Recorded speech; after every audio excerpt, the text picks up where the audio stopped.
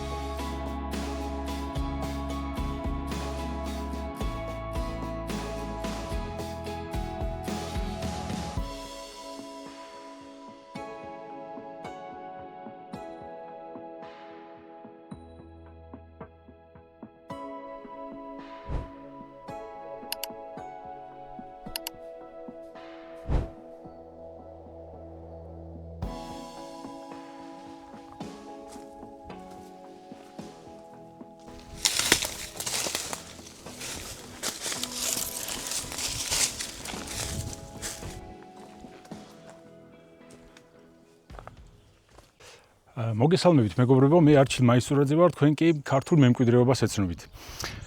დღეს მინდა ვინც იცნობთ გაჩვენოთ, ხოლო ვინც არ იცნობთ გაგაცნობთ ქართული მემკვიდრეობის ერთ-ერთი უნიკალური და გამორჩეული ძეგლი. ეს არის კვეტერას ციხე-ქალაქი. რატოა ახლა ის გამორჩეული, რითია ასე დასამახსოვრებელი? პირველი ეს არის მდებარეობა, საოცარი ბუნებაა გარშემო. მეორე არის უნიკალური და უდიდესი ციხის ნაშთი, რომელსაც ქვედა ციხეს ეძახიან. ასევე არის შიდა ციხე, რომელიც აი ჩემს გარშემოა და უკეთესად არის შემონახული.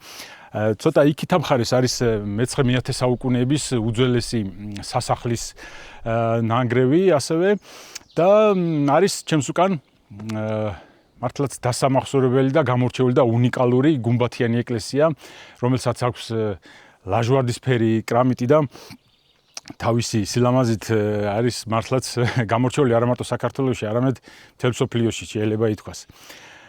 კვეტერას ციხე-ქალაქი შესულია იუნესკოს მსოფლიო მემკვიდრეობის საცდელ სიაში.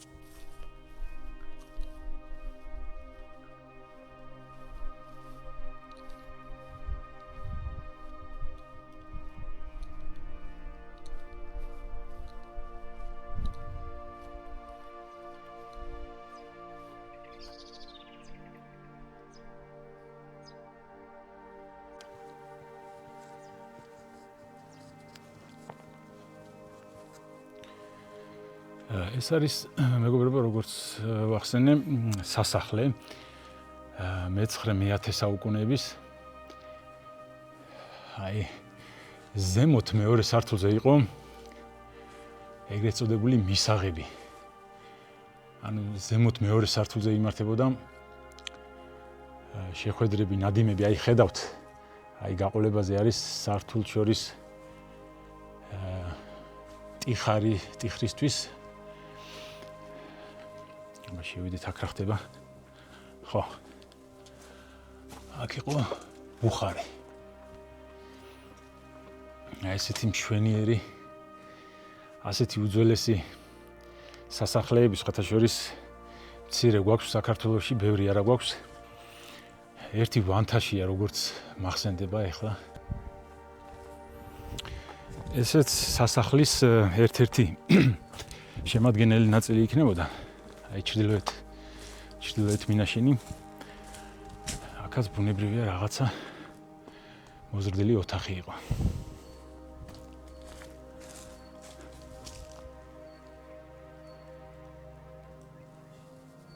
ეს გუმბათიანი ეკლესია, რომელსაც ოდნავ მოგვიანებით მივუბრუნდები, ახლა კი გაჩვენებთ შიდა ციხის ერთ-ერთ კარიბჭეს. ეს არის სამხრეთის კარიბჭე. ციხეში შემოსვლელი სწორედ სამხრეთიდან, აი ამ კარებიდან შემოდიოდა შიდა ციხეში.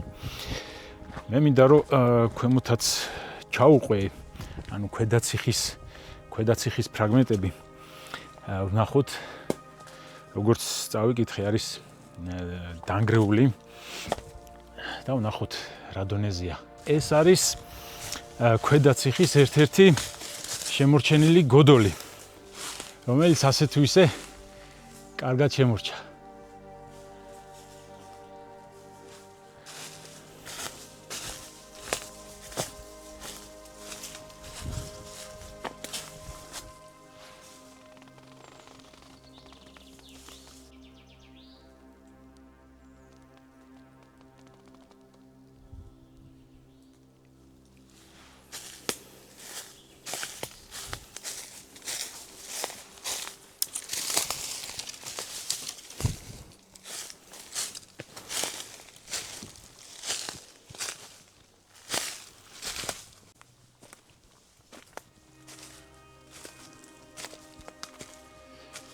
ეს გოდოლია თავად შიგნიდან. აი ასე თუ ისე კიდევ ეტყობა კონგურების ნაშთები.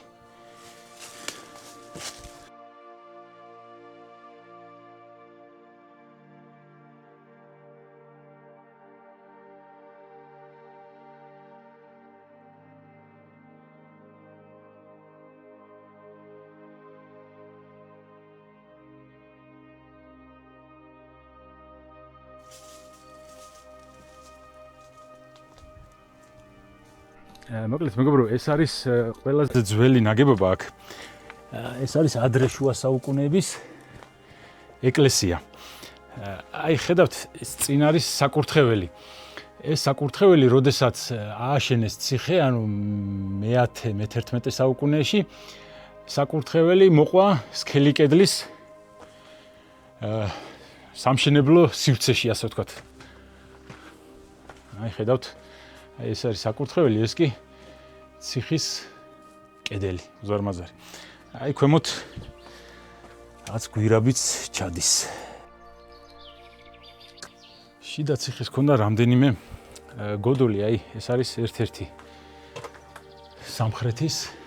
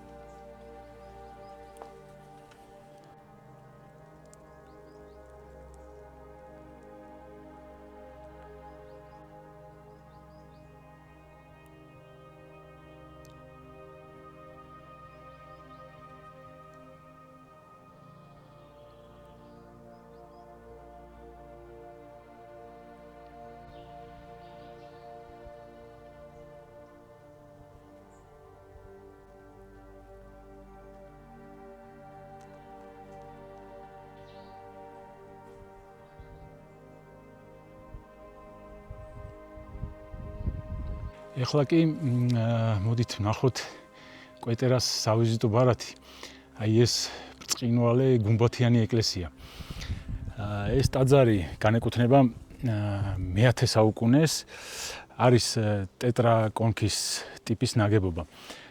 ტაძარი გარედან და შიგნიდან მთლიანად შირიმის კარგად ლამაზად გათლილი ქვებით არის მოპირკეთებული. მოდით აბა შევიდეთ შიგნით ვნახოთ.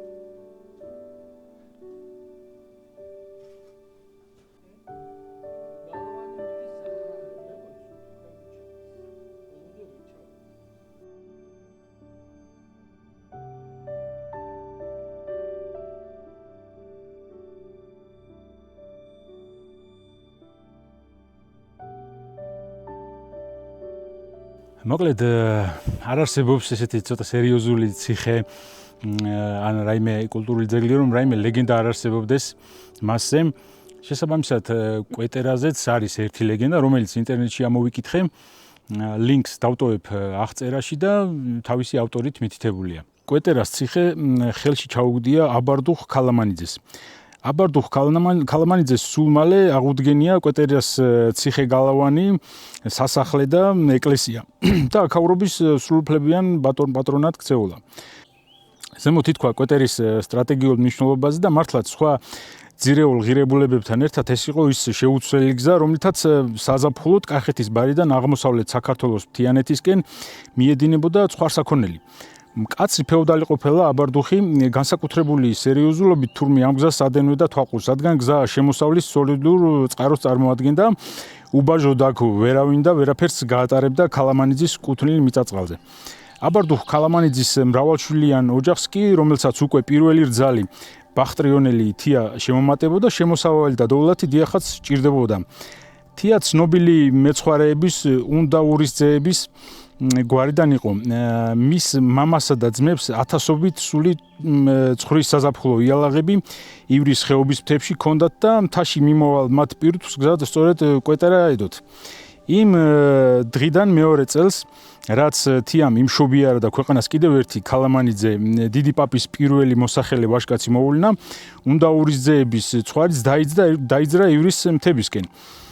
კვეტერის ვიწროებში ცხვრის ფარებს ქალამანიძის გზის მკეტი კაცები დახვდნენ საბალახო ქირის გადახდა მოსთხოვეს. უნდაურის ძეების მწყემსებმა აუხსნეს გზის მკეტ კაცებს ფარები, ვისაც ეკუთვნოდათ, მაგრამ ეს უკანასკნელი შეუვალნი აღმოჩნდნენ. თქვენი ჭირიმე ბატონის ბრძანებას ვასრულებთ და საბალახოს გარეშე ვერავის გავატარებთო. მწყემსებმა მოსმენილი უნდაურის ძმებში უფროს ქიტესას მოახსენეს. ქიტესამ გაგონილი გზისმკეთი კაცებთან მისვლა მოერიდა და პირდაპირ სასახლისკენ გაქუსლა აბარდუხთან. მაგრამ აბარდუხიც არ აღმოჩნდა ისეთი გულღია და ხალისიანი, როგორც ადრე ქორწილის დღეებში ეჩვენებოდათ მოყვრებს. ეს ნახირი სავალდებულოა საბალახო უნდა გადაიხადოს ყველამ, ვისი ცხვარიც ამ გზით გაივლის. მკაცრად და ცივად მოჭრა აბარდუხმა. ქიტესას ნირი წაუხდა არ ელოდა ასეთ უპატივცემულო ქცევას და ბრაზისგან თავი ვეღარ შეიკავა და მოხუც ალმასებულმა მიუბრუნა. თუ ასია, მაშინ ქრისტე ღმერთის მადლი გქონდეთ გაწყვეტილი მოყვრებო. ვნანობ ჩემი და თქვენს ოჯახში რომ შემოვიდა. თითქოს საიდანღაც ამბავს ისმენდაო, თავად სიძე ბატონი აბარდუხის უმცროსი ვაჟიშვილიც გამოჩნდა სასტუმრო ოთახში და ცოლის ძმას წყენით შეხვდა. ბევრი რო არ გავაგრძელო, სიძემ მოკლა თავისი ცოლის ძმა. თიამ რო გაიგო ეს ამბავი, შურისძიებით აივსო და ოთახში შეიკეტა და ოჯახის ვახშამს დაელოდა. ვახშამს ქალამანიძენი დიდ პატარიანად ერთად მიირთმევდნენ, ხო და როდესაც სუფრის გასაწყობად დატრიალებულან, შინამოსამსახურეები თია სამზარეულოში შესულა სხვათა უჩუმრად დიდ საჯალაფო ქვაბში, რომელშიც წვნიანი იხარშებოდა, საწამლავი ჩაუყრია და ისევ თავის პირმშოსთან განაპირებულა. ქალამანიძეთა 18 სულიანი ოჯახი იმავე ღამეს პირწმინდად მიაბარა საიქიოს. შურის მაძიებელ ქალს სათავადო დედოფლის მანტია მოუსხამს და შემთხვევით გადარჩენილი შინამოსამსახურეებისთვის სასტიკი ბრძანება მიუცია. მომხდარზე კრინტი არ დაეძრათ. მერე მკვდრები კვეტერის გალავანში ჩაშინებულ ერთ-ერთ გოდოლში შეუზიდინებია, კარები ამოუშენებია და მაღალ ახლად დამწვარი კირი დაუყრევინებია და წყალის დაუსხმევინებია ზედ. ბოლოს თავისი პირმშო გუდაში ჩაუსვავს, ზურგზე მოუკიდებია, კვეტერის სასახლისთვის ცეცხლი მიუცია და მამამისისკენ აუღია გეზი. კვეტერიდან ბახტრიონისკენ მიმავალი ქალი უბრალო ხის საცალფეხო ხიდით ალაძნის გაღმა უნდა გასულიყო. ხიდზე გადასვლისას გუდაში ჩასმულ ბავშვს, რომელიც ზურგზე ჰყავდა მოკიდებული, დედისთვის კისერში უკმენია. თია გამწარებულა და უთქვამს: ძაღლისა ძაღლი გამოვა ბატკნად, ვინა თქვა ლეკვიო, ქალამანიძეთა ჯადოში როდემდე უნდა ვერ კვიაო და ამ გონება არეულს ბავშვი მდინარეში მოუსროლია. ხიდს რომ გასცლებია და როგორღაც გაუაზრებია, რა მოიმოქმედა კივილღრიელი მოურთავს. უკანვე დაბრუნებულა მდინარის ნაპირს დაჰყოლია იმ იმედით, რომ ეგება ვიპოვო შვილიო. მაგრამ ამაოდ სასოწარკვეთილი ქალი ჭკუიდან შეშლილა და სული მასაც იგივე ალაზნისთვის მიუბარებია. ზოგადად ლეგენდებში მართლაც არის ხოლმე სიმართლე, ამ შემთხვევაში კვეტერა მართლაც ისეთ ადგილას იყო გაშენებული, სადაც გადიოდა მნიშვნელოვანი გზა, რომელიც კახეთიდან თიანეთში გადადიოდა და შესაბამისად შემდეგ უკვე აღმოსავლეთ საქართველოს თიანეთშიც ადიოდა.